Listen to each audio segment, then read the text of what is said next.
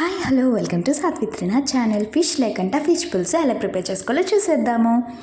ఇది pure veg fish పులుసు అండి.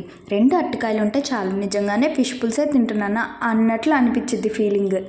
2 అరటికాయలని మంచిగా పీల్ అవుట్ చేసేసుకున్న తర్వాత ఒక బౌల్ తీసుకొని అందులో వాటర్ యాడ్ చేసుకొని ఉప్పు పసుపు యాడ్ చేసుకోవాలి. అరటికాయలు కోసిన వెంటనే నల్లగా అయిపోతాయి. ఈ వాటర్లో యాడ్ చేస్తే బ్లాకిష్ కలర్గా అవ్వవు.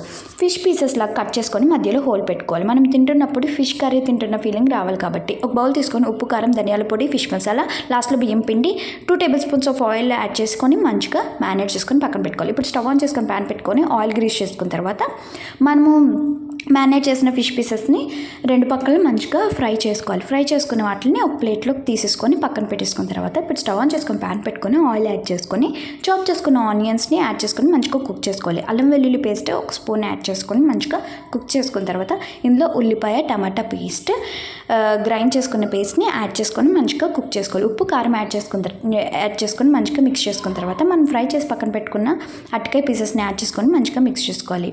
చింతపండు రసం లాస్ట్లో యాడ్ చేసుకొని కొంచెం వాటర్ యాడ్ చేసుకొని పైన కొత్తిమీర జల్లుకొని మూత పెట్టుకుంటే కొత్తిమీర మొత్తం ముక్కలకి రసంకి ఫ్లేవర్ అంటుకొని పులుసు అనేది దగ్గర పడుతుంది. స్టవ్ ఆఫ్ చేసుకొని సర్వింగ్ బౌల్లోకి సర్వ్ చేసుకుంటే యమ్మీ అండ్ టేస్టీ ఫిష్ లేని ఫిష్ పులుసు అయితే రెడీ అయిపోయింది.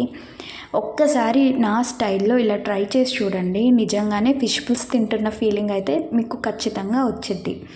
Thank you for watching. ఇంకా మంచి మంచి రెసిపీస్తో నేను మీ ముందుకు వస్తాను. Do like, share, subscribe my channel సాత్విత్రినాథ్. Bye bye.